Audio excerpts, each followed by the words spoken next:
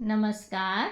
आइए सुनते हैं मुंशी प्रेमचंद की लिखी कहानी शतरंज के खिलाड़ी। वाजिद अली शाह का समय था। लखनऊ विलासिता के रंग में डूबा हुआ था। छोटे बड़े, अमीर गरीब सभी विलासिता में डूबे हुए थे। कोई नृत्य और गान की मजलिस सजाता था तो कोई अफीम की पीने के मजे लेता था। जीवन के प्रत्येक विभाग में आमोद प्रमोद का प्रावधान था। शासन विभाग में, साहित्य क्षेत्र में, सामाजिक व्यवस्था में, कला कौशल में, उद्योग धंधों में, आहार विहार में सर्वत्र विलासिता व्याप्त हो रही थी। कर्मचारी विषय वासना में, कविगण प्रेम और विरह के वर्णन में, कारीगर कलावस्तु और चिकन बनाने में, व्यवसायी सुरमे में इत्र मस्सी और उपटन का रोजगार करने में लिप्त थे। सभी की आंखों में विलासिता का मत छाया हुआ था। संसार में क्या हो रहा है इसकी किसी को खबर न थी। बटेर लड़ रहे हैं, तीतरों की लड़ाई के लिए पाली बधी जा रही है, कहीं चौरस बिछी हुई है, पो 12 का शोर मचा हुआ है, कहीं शतरंज का घोर संग्राम छिड़ा हुआ है। राजा से लेकर रंक तक इसी धुन में मस्त थे। यहाँ तक कि फकीरों को पैसे मिलते तो वे रोटियां न लेकर अफीम खाते या मादक पीते। शतरंज, ताश, गंजीफा खेलने में बुद्धि तीव्र होती है, विचार शक्ति का विकास होता है, पेचीदा मसलों को सुलझाने की आदत पड़ती है। ये दलीलें जोर के साथ पेश की जाती थी।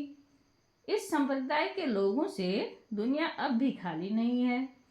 इसलिए अगर मिर्जा सज्जाद अली और मीर रोशन अली अपना अधिकांश समय बुद्धि तीव्र करने में व्यतीत करते थे तो किसी विचारशील पुरुष को क्या आपत्ति हो सकती थी। दोनों के पास मौरूसी जागीरें थी, जीविका की कोई चिंता न थी। घर में बैठे चकोथियाँ करते, आखिर और करते ही क्या। प्राप्त काल दोनों मित्र नाश्ता करके विषाद बिछाकर बैठ जाते, मोहरें सज जाती और लड़ाई के दाव पेच होने लगते थे। फिर खबर न होती कि कब दोपहर हुई, कब तीसरा पहर और कब शाम। घर के भीतर से बार बार बुलावा आता था, खाना तैयार है। यहाँ से जवाब मिलता, चलो आते हैं, दस्तरखान बिछाओ। यहाँ तक कि बावर्ची विवश होकर कमरे में ही खाना रख जाता था और दोनों मित्र दोनों काम साथ साथ करते थे। मिर्जा सज्जाद अली के घर में कोई बड़ा बूढ़ा न था, इसलिए उन्हीं के दीवान खाने में बाजियां होती थी। मगर यह बात न थी कि मिर्जा के घर के और लोग उनके इस व्यवहार से खुश हों। घरवाली का तो कहना ही क्या, मोहल्ले वाले घर के नौकर चाकर नित्य देशपूर्ण टिप्पणियां क्या करते थे। बड़ा मनहूस खेल है, घर को तबाह कर देता है। खुदा न करे किसी को इसकी चाट पड़े। आदमी दीन दुनिया किसी के काम का नहीं रहता, न घर का न घाट का। बुरा रोग है। यहाँ तक कि मिर्जा की बेगम साहबा को इससे इतना द्वेष था कि अवसर खोज खोज कर पति को लताड़ती थी, पर उन्हें इसका अवसर मुश्किल से मिलता था। वह सोचती ही रहती थी, तब तक उधरबाजी बीत जाती थी और रात को जब सो जाती थी तब कहीं मिर्जा जी भीतर आते थे। हाँ, नौकरों पर वह अपना गुस्सा उतारती रहती थी। क्या पान मांगे हैं, कह दो आकर ले जाएं। खाने की भी फुर्सत नहीं है, ले जाकर खाना सिर पर पटक दो, खाए चाहे कुत्तों को खिलाए। पर रूबरू वह भी कुछ न कह सकती थी। उनको अपने पति से उतना मलाल न था जितना मीर साहब से। उन्होंने उनका नाम मीर बिगाड़ रखा छोड़ा था। शायद मिर्जा जी अपनी सफाई देने के लिए सारा इल्जाम मीर साहब ही के सिर थोप देते थे। एक दिन बेगम साहबा के सिर में दर्द होने लगा। उन्होंने लौंडी से कहा, जाकर मिर्जा साहब को बुला ला, किसी हकीम के यहाँ से दवा लाएं। दौड़ जल्दी कर। लौंडी गई तो मिर्जा ने कहा, चल अभी आते हैं। बेगम साहबा का मिजाज गर्म था। इतनी तसल्ली कहाँ कि उनके सिर में दर्द हो और पति शतरंज खेलता रहे। चेहरा सुर्ख हो गया। लौंडी से कहा, जाकर कह अभी चलिए, नहीं तो वो आप ही हकीम के यहाँ चली जाएंगी। मिर्जा जी बड़ी दिलचस्प बाजी खेल रहे थे। 2 ही किस्तों में मीर साहब की मात हुई जाती थी। झुंझलाकर बोले, क्या ऐसा दम लबों पर है, जरा सब्र नहीं होता? मीर, जी हाँ, जाकर सुन ही आए ना, औरतें नाजुक मिजाज होती हैं। मिर्जा, जी हाँ, चला क्यों न जाऊं, 2 किस्तों में आपकी मात होती है। मीर, जनाब, इस भरोसे न रहिएगा, वह चाल सोची है कि आपके मुहरे धरे रहें और मात हो जाए। पर जाइए, सुनाइए, क्यों खामखा उनका दिल दुखाइएगा। मिर्जा, इसी बात पर मात ही करके जाऊंगा। मीर, मैं खेलूंगा ही नहीं, आप जाकर सुनाइए। मिर्जा, अरे यार, जाना ही पड़ेगा हकीम के यहाँ, सिर दर्द खाक नहीं है, मुझे परेशान करने का बहाना है। मीर, कुछ भी हो, उनकी खातिर तो करनी ही पड़ेगी। मिर्जा, अच्छा, 1 4 और चल लूँ। मीर, हरगिज नहीं, जब तक आप सुनना आएंगे मैं मोहरू में हाथ न लगाऊंगा। मिर्जा साहब मजबूर होकर अंदर गए तो बेगम साहबा ने तौरियां बदलकर लेकिन कराहते हुए कहा, तुम्हें निगोड़े शतरंज इतनी प्यारी है, चाहे कोई मर ही जाए पर उठने का नाम ही नहीं लेते। नोज, कोई तुम जैसा आदमी हो। मिर्जा, क्या कहूँ, मीर साहब मानते ही न थे, बड़ी मुश्किल से पीछा छुड़ा कर आया हूँ। बेगम, क्या, जैसे वो खुद निखट्टू हैं वैसे ही सबको समझते हैं, उनके भी बाल बच्चे हैं या सबका सफाया कर डाला है। मिर्जा, बड़ा लती आदमी है, जब आ जाता है तब मजबूर होकर मुझे खेलना ही पड़ता है। बेगम, धुतकार क्यों नहीं देते। मिर्जा, बराबर का आदमी है, उम्र में दर्जे में मुझसे 2 अंगुल ऊंचे, मुलाहिजा करना ही पड़ता है। बेगम, तो मैं ही दुत्कार देती हूँ, नाराज हो जाएंगे, हो जाएं, कौन किसी की रोटियां चला देता है। रानी रूठेंगी, अपना सुहाग लेंगी। हिरिया, बाहर से शतरंज उठा ला, मीर साहब से कहना, मियाँ अब न खेलेंगे, आप तशरीफ ले जाइए। मिर्जा, हाँ हाँ, कहीं ऐसा गजब भी न करना, जलील करना चाहती हो क्या। ठहर हिरिया, कहाँ जाती है। बेगम, जाने क्यों नहीं देते, मेरे ही खून पिए जो उसे रोके। अच्छा, उसे रोका, मुझे रोकूं तो जानू। यह कहकर बेगम साहिबा झल्लाई हुई दीवान खाने की तरफ चली। मिर्जा बेचारे का रंग उड़ गया। बीबी की मिन्नतें करने लगे, खुदा के लिए, तुम्हें हजरत हुसैन की कसम, मेरी ही मैयत देखे जो उधर जाए। लेकिन बेगम ने एक न मानी, दीवान खाने के द्वार तक चली गई, पर एकाएक पर पुरुष के सामने जाते हुए पांव बद से गए। भीतर झांका, संयोग से कमरा खाली था। मीर साहब ने 1 2 मोहरे इधर उधर कर दिए थे और अपनी सफाई बताने के लिए बाहर टहल रहे थे। फिर क्या था, बेगम ने अंदर पहुंचकर बाजी उलट दी। मोहरे कुछ तख्त के नीचे फेंक दिए, कुछ बाहर, और किवाड़ अंदर से बंद करके कुंडी लगा दी। मीर साहब दरवाजे पर तो थे ही, मोहरे बाहर फेंकी जाते देख चूड़ियों की झनक भी कान में पड़ी। फिर दरवाज़ा बंद हुआ तो समझ गए बेगम साहिबा बिगड़ गई, घर की राह ली। मिर्जा ने कहा, तुमने गजब किया। बेगम, अब मीर साहब इधर आए तो खड़े खड़े निकलवा दूंगी। इतनी लौ खुदा में लगाते तो क्या गरीब हो जाते। आप तो शतरंज खेलें और मैं यहाँ चूल्हे चक्की की फिक्र में सिर खपाऊं। बोली, जाते हो हकीम साहब के यहाँ कि अब भी तामुल है। मिर्जा घर से निकले तो हकीम के घर जाने के बदले मीर साहब के घर पहुँचे और सारा वृत्तांत कहा।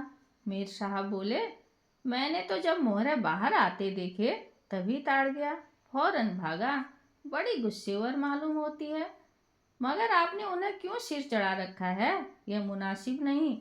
उन्हें उनसे क्या मतलब कि आप बाहर क्या करते हैं, घर का इंतजाम करना उनका काम है, दूसरी बातों से उन्हें क्या सरोकार। मिर्जा, खैर यह तो बताइए अब कहाँ जमा होगा। मीर, इसका क्या गम, इतना बड़ा घर है, बस यहीं जमे।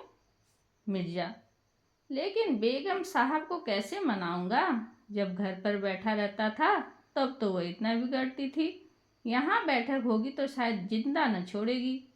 मीर: अजी बकने भी दीजिए, 2-4 रोज में आप ही ठीक हो जाएंगी। हाँ, आप इतना कीजिए कि आज से जरा तन जाइए। मीर साहब की बेगम किसी अज्ञात कारण से उनका घर से दूर रहना ही उपयुक्त समझती थी, इसलिए वह उनके शतरंज प्रेम की कभी आलोचना न करती, बल्कि कभी कभी मीर साहब को देर हो जाती तो याद दिला देती थी। इन कारण से मीर साहब को भ्रम हो गया था कि मेरी स्त्री अत्यंत विनयशील और गंभीर है, लेकिन जब दीवान खाने में विषाद बिछने लगी और मीर साहब दिन भर घर में रहने लगे तो उन्हें बड़ा कष्ट होने लगा। उनकी स्वाधीनता में बाधा पड़ गई। दिन भर दरवाजे पर झांकने को तरस जाती, उधर नौकरों में कानाफूसी होने लगी। अब तक दिन भर पड़े पड़े मक्खियां मारा करते थे। घर में चाहे कोई आवे चाहे कोई जाए, इनसे कुछ मतलब न था। 8 पहर की धौंस हो गई, कभी पान लाने का हुक्म होता, कभी मिठाई लाने का, और हुक्का तो किसी प्रेमी के हृदय की भांति नित्य जलता ही रहता था। वे बेगम साहब से जा जाकर कहते, हुजूर, मियाँ की शतरंज तो हमारे जी का जंजाल हो गई। दिन भर दौड़ते दौड़ते पैरों में छाले पड़ गए। यह भी कोई खेल है कि सुबह को बैठे तो शाम ही कर दी।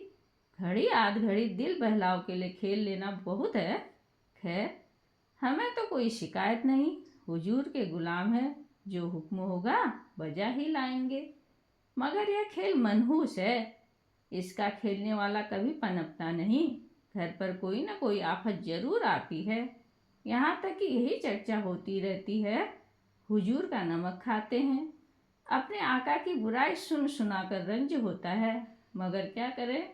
इस पर बेगम साहिबा कहती, मैं तो खुद इनको पसंद नहीं करती, पर वह किसी की सुनते ही नहीं, क्या किया जाए। मोहल्ले में 2-4 पुराने जमाने के लोग थे। वे आपस में भांति भांति के अमंगल की कल्पना करने लगे। अब खैरियत नहीं है। जब हमारे रईसों का यह हाल है तो मुल्क का खुदा ही हाफिज। यह बादशाहत शतरंज के हाथों तबाह होगी। आसार बुरे हैं। राज्य में हाहाकार मचा हुआ था। प्रजा दिन दहाड़े लूटी जाती थी। कोई फरियाद सुनने वाला न था। देहातों की सारी दौलत लखनऊ में खींची चली आती थी और वह वेश्याओं में, भांडों में और विलासिता के अन्य अंगों की पूर्ति में उड़ जाती थी। अंग्रेजी कंपनी का ऋण दिन पर दिन बढ़ता जाता था। कमली दिन दिन भोग कर भारी होती जाती थी। देश में सुव्यवस्था न होने के कारण वार्षिक कर भी न वसूल होता था। रेजिडेंट बार बार चेतावनी देता था, पर यहाँ तो लोग विलासिता के नशे में चूर थे। किसी के कानों पर जू न रेखती थी। खैर, मीर साहब के दीवान खाने में शतरंज होते कई महीने गुजर गए। नए नए नक्शे हल किए जाते, नए नए किले बनाए जाते, नित नई व्यूह रचना होती। कभी कभी खेलते खेलते भीड़ हो जाती, तू मैं तक की नौबत आ जाती, पर शीघ्र ही दोनों में मेल हो जाता। कभी कभी ऐसा भी होता कि बाजी उठा दी जाती। मिर्जा जी रूठ कर अपने घर चले जाते, मीर साहब अपने घर में बैठते, पर रात भर की निद्रा के साथ सारा मनोमालिन्य शांत हो जाता था। प्राप्त काल दोनों मित्र दीवान खाने में आ पहुंचते थे। एक दिन दोनों मित्र शतरंज की दलदल में गोते खा रहे थे कि इतने में घोड़े पर सवार एक बादशाही फौज का अफसर मीर साहब का नाम पूछता हुआ आ पहुंचा। मीर साहब के होश उड़ गए। यह क्या बला सिर पर आई। यह तलबी किस लिए हुई। अब खैरियत नहीं नजर आती। घर के दरवाजे बंद कर लिए। नौकर से बोले, कह दो घर में नहीं है। सवार, घर में नहीं तो कहाँ है। नौकर, यह मैं नहीं जानता, क्या काम है। सवार, काम तुझे क्या बतलाऊं। हुजूर में तलबी है, शायद फौज के लिए कुछ सिपाही मांगे गए हैं। जमींदार हैं कि दिल लगी। मोर्चे पर जाना पड़ेगा तो आटे दाल का भाव मालूम हो जाएगा। नौकर, अच्छा तो जाइए, कह दिया जाएगा।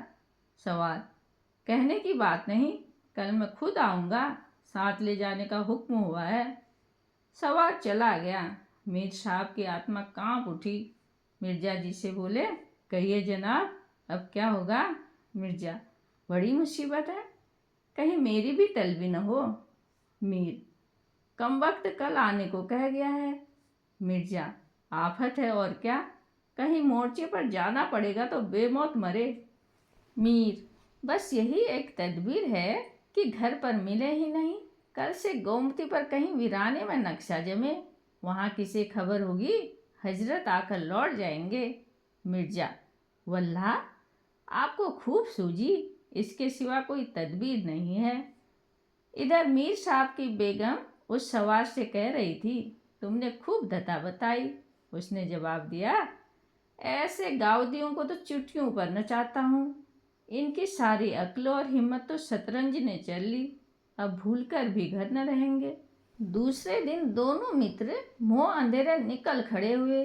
बगल में एक छोटी सी दरी दबाए, डिब्बे में गिलोरियां भरे, गोमती पार कर एक पुरानी वीरान मस्जिद में चले जाते, जिसे शायद नवाब आसफउद्दौला ने बनाया था। रास्ते में तंबाकू, चिलम और मदरियाँ ले लेते और मस्जिद में पहुंच दरी बिछा हुक्का भर शतरंज खेलने बैठ जाते थे। फिर उन्हें दीन दुनिया की फिक्र न रहती थी। किस्त, सह आदि दो एक शब्दों के सिवा मुंह से और कोई वाक्य नहीं निकलता था। कोई योगी भी समाधि में इतना एकाग्र न होता। दोपहर को जब भूख मालूम होती तो दोनों मित्र किसी नानबाई की दुकान पर जाकर खाना खाते और एक चिलम हुक्का पीकर फिर संग्राम क्षेत्र में डट जाते। कभी कभी उन्हें भोजन का भी ख्याल न रहता था। इधर देश की राजनीतिक दशा भयंकर होती जा रही थी। कंपनी की फौजें लखनऊ की तरफ बढ़ी चली आती थी। शहर में हलचल मची हुई थी। लोग बाल बच्चों को ले लेकर देहातों में भाग रहे थे, पर हमारे दोनों खिलाड़ियों को इसकी जरा भी फिक्र न थी। वे घर से आते तो गलियों में से होकर, डर था कि कहीं किसी बादशाही मुलाजिम की निगाह न पड़ जाए, नहीं तो बेगार में पकड़े जाएं। हजारों रुपए सालाना की जागीर मुफ्त में ही हजम करना चाहते थे। एक दिन दोनों मित्र मस्जिद के खंडहर में बैठे हुए शतरंज खेल रहे थे। मिर्जा की बाजी कुछ कमजोर थी। मीर साहब उन्हें किस्त पर किस्त दे रहे थे। इतने में कंपनी के सैनिक आते हुए दिखाई दिए। यह गोरों की फौज थी जो लखनऊ पर अधिकार जमाने के लिए आ रही थी। मीर साहब बोले, अंग्रेजी फौज आ रही है, खुदा खैर करे। मिर्जा, आने दीजिए, किस्त बचाइए, लो यह किस्त। मीर, जरा देखना चाहिए, यहीं आड़ में खड़े हो जाएं। मिर्जा, देख लीजिएगा, जल्दी क्या है, फिर किस्त। मीर, तोपखाना भी है, कोई 5,000 आदमी होंगे, कैसे जवान है, लाल बंदरों से मुंह है, सूरत देखकर खौफ होता है। मिर्जा, जनाब हीले न कीजिए, ये चकमे किसी और को दीजिएगा, यह किस्त। मीर, आप भी अजीब आदमी हैं, यहाँ तो शहर पर आफत आई हुई है और आपको किस्त की सूझी है।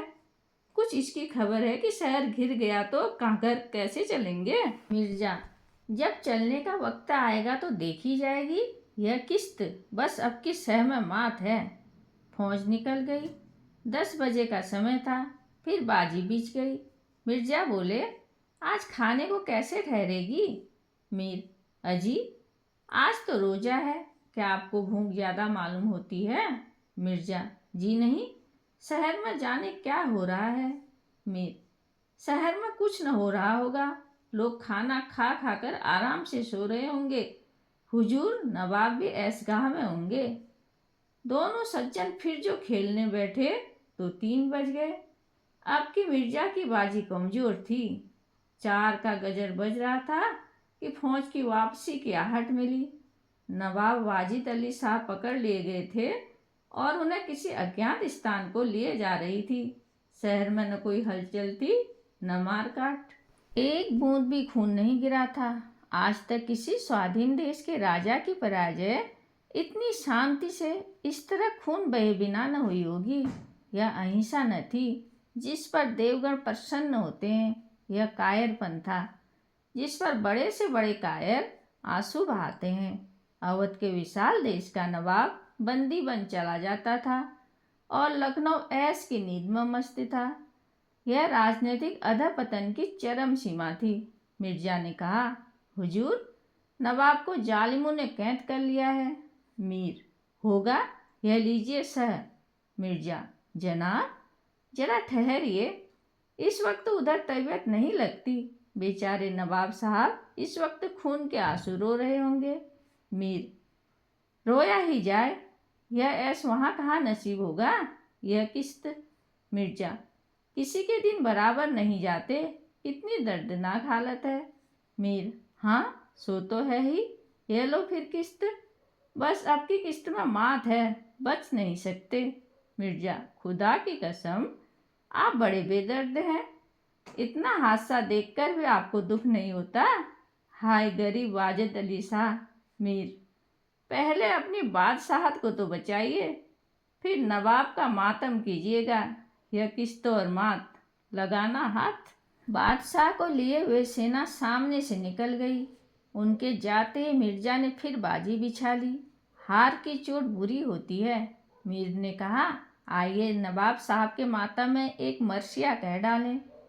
लेकिन मिर्जा की राज्य भक्ति अपनी हार के साथ लुप्त हो चुकी थी। वह हार का बदला चुकाने के लिए अधीर हो गए थे। शाम हो गई। खंडहर में चमगादड़ों ने चीखना शुरू किया। अबाबिला आ आकर अपने घोंसलों में चिपटी, पर दोनों खिलाड़ी डटे हुए थे, मानो दोनों खून के प्यासे सुरमा आपस में लड़ रहे हों।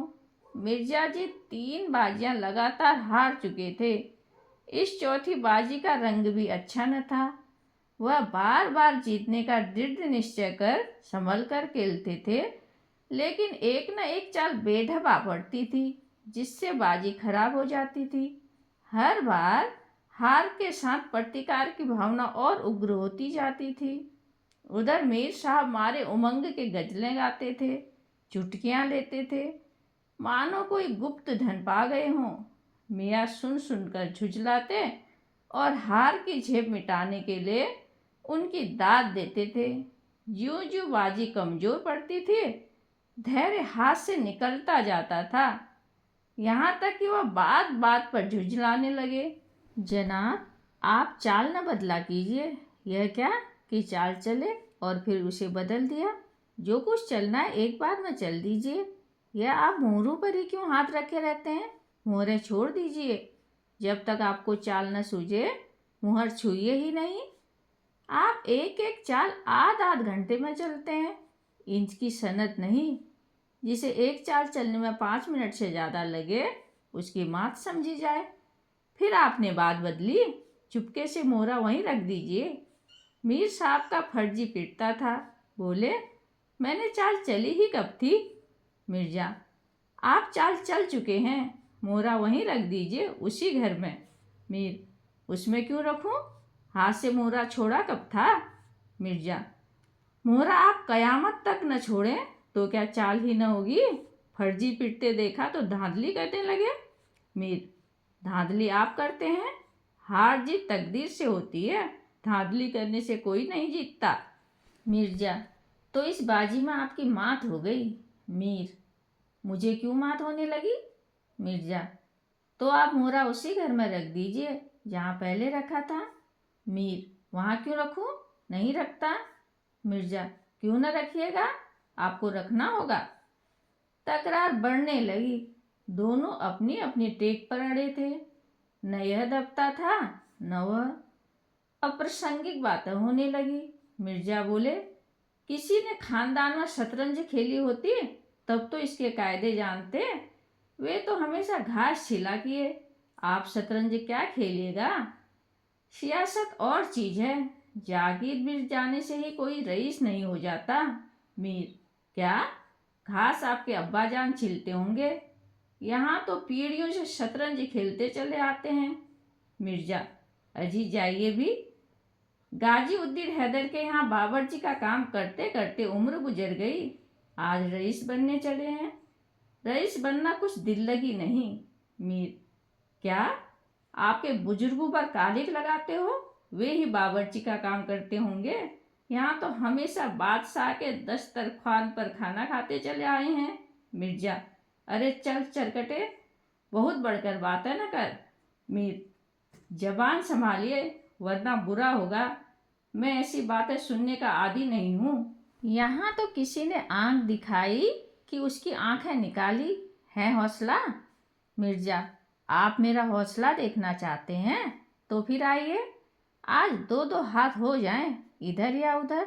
मीर, तो यहाँ तुमसे दबने वाला कौन है?